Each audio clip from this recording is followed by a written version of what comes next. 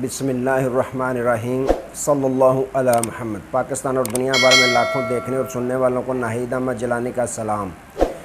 नाजरीन, आपको जिलानी जी YouTube channel और फेसबुक पेज पर खुश आमदीद। उम्मीद करता हूँ आप जहाँ कहीं भी होंगे अपने अहल खाना समेत बाखरियत होंगे, खुश भी होंगे और महफूज भी।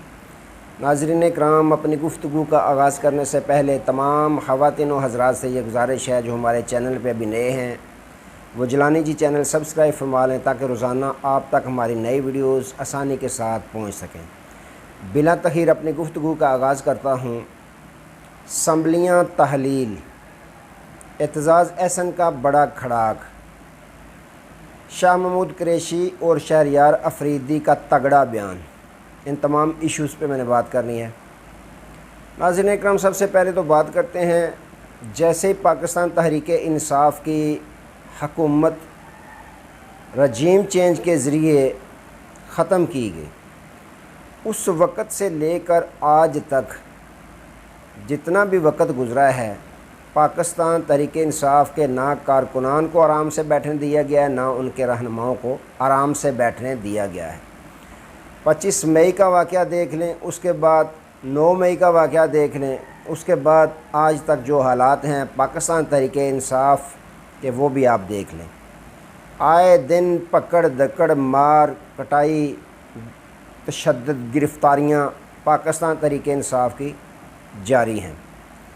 और नाज़रीन इकराम, उस वक़्त तक छोड़ा भी नहीं जा रहा रहनुमाओं को जब तक वो फ़ोटो कापी वाली प्रेस कॉन्फ्रेंस नहीं करते। अब तो नाज़रीन इकराम सूरत हाल ये बन चुकी है कि बच्चे भी मजाक के तौर पर वैसी ही वीडियो बनाना शुरू हो गए हैं। फ़ोटो कापी पकड़ी और मैं पाकिस्तान तहरीक इंसाफ को छोड़ रहा हूँ, 9 मई के वाक़या की मैं पुरज़ोर मज़ामत करता हूँ, वगैरह वगैरह। इतने हालात हमारे हो गए हैं कि बच्चे मजाकन वीडियो बनाना शुरू हो गए हैं। तो नाज़रीन इकराम, शाह महमूद कुरैशी साहब को जिस तरह गिरफ़्तार किया गया, उसके बाद उनकी रिहाई हुई, इसी तरह शहरयार अफरीदी साहब, उनको भी गिरफ़्तार किया गया है। और हालांकि उनके भाई, बड़े भाई जो हैं, उनका इंतकाल हुआ। बड़े भाई जो होते हैं वालिद के बराबर होते हैं, बड़ा रुतबा होता है उनका। तो यहाँ तक कि उनके भाई की वफ़ात पर उनको शिरकत की इजाज़त नहीं दी गई।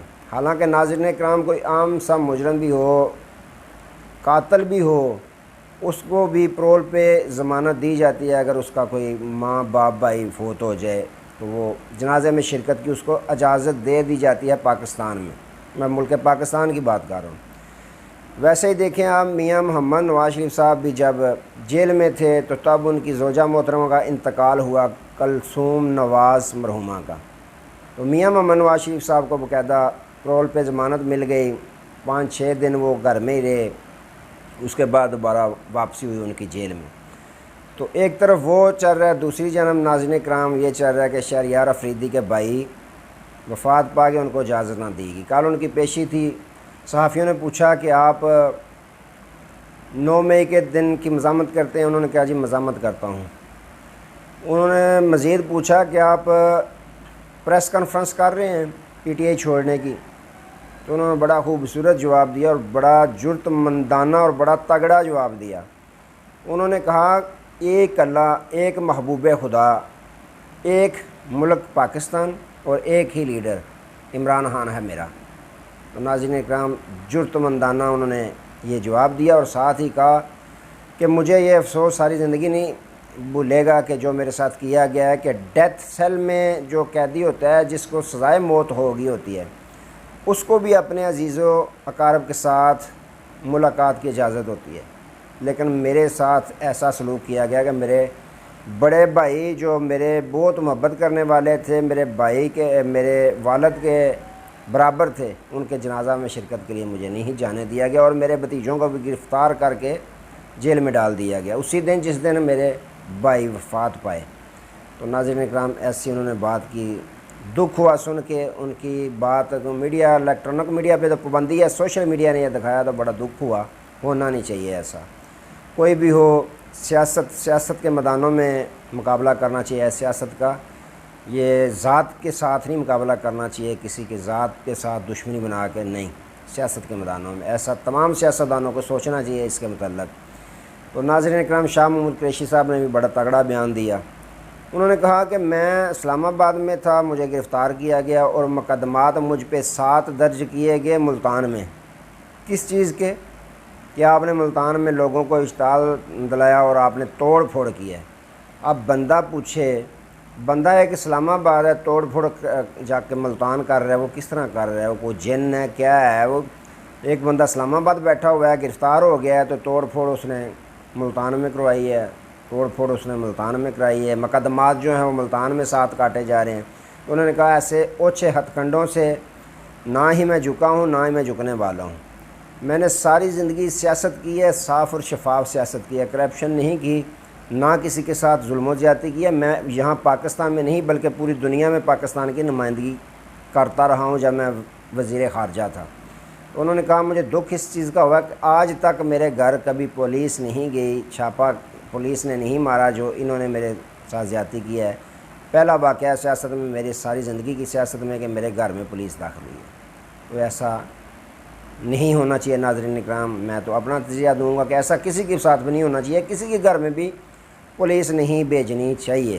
سیاستدان جو ہیں وہ سیاسی میدانوں میں مقابلہ کرنا سیکھیں۔ یہ ایک دوسرے کی پگڑیاں جو ہیں اچھالنا، عزتیں اچھالنا، عزتوں کے ساتھ کھیلنا، تذلیل کروانا، یہ جو ریت ڈالی جا رہی ہے سیاست میں کچھ اچھی نہیں ہے، تو اس سے پرہیز کرنا چاہیے۔ تو ناظرین اکرام، اب آتے ہیں، اسمبلیاں تحلیل ہونے والی ہیں۔ کل میاں محمد شہباز شریف صاحب نے مولانا فضل الرحمان صاحب سے اور صدر زرداری صاحب سے ملاقات کی، اپنا اجلاس بٹھایا، اور اس میں فیصلہ یہ ہوا، اندر کی خبر رکھنے والے خبر دیتے ہیں کہ اسمبلیاں تحلیل کرنے کے متعلق فیصلہ ہوا ہے۔ طارق فضل چودھری نے لائیو پروگرام میں کہا کہ بالکل ایسی بات یہ ہے کہ ہم اسمبلیاں 13 اگست کو مدت پوری ہو رہی ہے اس اسمبلیوں کی، تو ہم نے فیصلہ یہ کیا کہ 9 یا 10 اگست کو اسمبلیاں تحلیل کر دی جائیں۔ ناظرین کرام، اب تحلیل تو ہونی ہے، مدت پوری ہوگی، اور اس کی وجہ کیا ہے؟ وجہ اس کی یہ ہے ناظرین کرام کہ اگر اسمبلی جو ہے وہ خود اپنی مدت پوری کر کے تحلیل ہوتی ہے، یعنی ختم ہو جاتی ہے، تو پھر اس کے بعد 60 دن کے اندر الیکشن کروانا ہوتا ہے، الیکشن کمیشن کی ذمہ داری ہوتی ہے۔ اگر دوسری جانب نظر دہرائیں تو یہاں ذمہ داری کون سی رہ گئی الیکشن کمیشن کی؟ الیکشن کمیشن کی ذمہ داری صرف یہی ہے کہ جو حکومت ہے، تگڑی حکومت کا، اس کا ساتھ دے، وہ کہ الیکشن کروا دو، وہ کہ نہیں کروانا۔ سپریم کورٹ کہتی ہے کہ اس کا، سپریم کورٹ کا فیصلہ ردی کی ٹوکری میں، تگڑی حکومت ہے جو ان کا ساتھ دینا ہے، الیکشن کمیشن کا یہی کام رہ گیا۔ تو ناظرین اکرام، اگر اسمبلیاں خود وزیر اعظم تحلیل کرتا ہے تو پھر اس کی مدت ہو جاتی ہے الیکشن کروانے کی 90 دن، یعنی 90 دن کے اندر الیکشن کروانا ہوتا ہے، الیکشن کمیشن کا کام ہے۔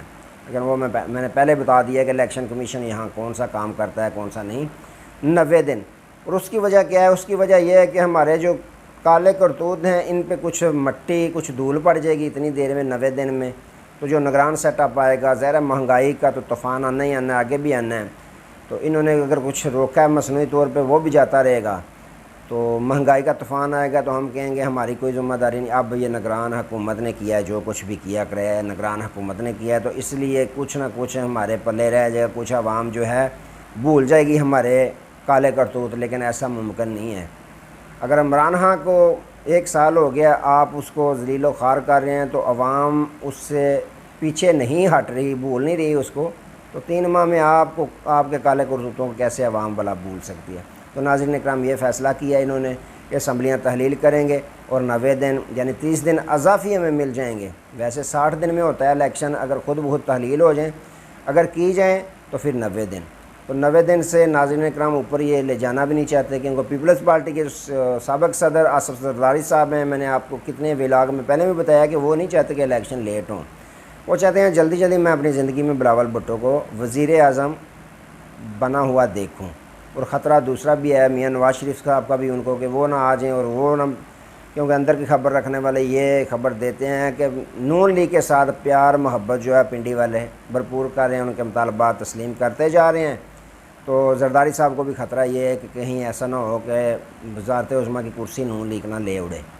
تو ناظرین کرام، یہ معاملہ چل رہا ہے۔ تو اب نظر دہراتے ہیں جناب اعتزاز احسن صاحب کی طرف۔ اعتزاز احسن نے بڑا کھڑاک کر دیا۔ ناظرین کرام، انہوں نے جو ملٹری کورٹس ہے اس کے خلاف پٹیشن دائر کر دیا سپریم کورٹ آف پاکستان میں۔ انہوں نے کہا کہ یہ سویلین عدالتیں ہیں، یہ سویلین لوگ ہیں، ان کے کیس کیسے ملٹری کورٹس میں چلائے جا سکتے ہیں، کیسے ان کے ٹرائل ملٹری کورٹس میں کیے جا سکتے ہیں، لہٰذا یہ فیصلہ جو ہے حکومت کا، اس امپورٹر حکومت کا، اس کو کالعدم قرار دیا جائے، مؤخر کیا جائے، مسترد کیا جائے۔ جی ہاں ناظرین اکرام، انہوں نے کھڑا کر دیا، پہلے ہی وکلاء کی تحریک جاری ہے، جو اس امپورٹر حکومت کے کالے کرتوت، کالے دھندے جو کر رہے ہیں ان کے خلاف ایکٹیو ہو گئے ہیں، جو غیر آئینی کام الیکشن کمیشن کر رہا ہے اس امپورٹر حکومت کی بی ٹیم بن کے، اس کے خلاف بھی ایکشن میں ہیں وکلاء۔ اب انہوں نے پٹیشن باقاعدہ دائر کر دی ہے، تو یہ جو فوجی عدالتوں والا فیصلہ ہے یہ ٹھوس ہو جائے گا، تو ان کی وکالت کریں گے سلیمان اکرم راجہ اور سردار لطیف کھوسہ، جن کے بیانات آپ نے پہلے بھی سنے ہیں، جن کے باقاعدہ حملہ بھی ہوا ہے لطیف کھوسہ صاحب پہ، لیکن انہوں نے کہا ہم ڈٹ کے کھڑے ہیں اور ڈٹ کے کھڑے رہیں گے، ہم عمران خان نہیں، ہم ملک پاکستان کے ساتھ کھڑے ہیں، ملک پاکستان کے آئین کے ساتھ کھڑے ہیں، تو ہم ڈٹ کے کھڑے ہیں، ڈٹ کے کھڑے رہیں گے، ہم ایسے کام نہیں کرنے دیں گے کہ جس کی لاٹھی اس کی بھینس۔ اگر حکومت کے پاس اختیارات آ گیا 13-14 جماعتیں رل کے، تو ان کے پاس اکثریت کون سی ہے جو یہ ترمیمیں کرتے جا رہے ہیں، سینٹ میں ترمیم ہو رہی ہے، پارلیمنٹ میں ترمیم ہو رہی ہے۔ انہوں نے کہا کہ ہم یہ جو فیصلے انہوں نے جتنے کیے ہیں غلط فیصلے، ان کو ہم مسترد کرتے ہیں۔ تو ناظرین اکرام، اعتزاز احسن صاحب نے بڑا کھڑا کر دیا ہے، تو ناظرین اکرام یہ معاملات چاہ رہے ہیں۔ اللہ تعالیٰ ملک پاکستان کی خیر فرمائے، اللہ تعالیٰ ہم سب کی خیر فرمائے۔ دوبارہ نئے موضوع کے ساتھ آپ کی خدمت میں حاضر ہوں گے، تب تک کے لیے اجازت دیجیے، اپنا بہت سارا خیال رکھیے اور اپنے اس چینل کا بھی۔ اللہ حافظ۔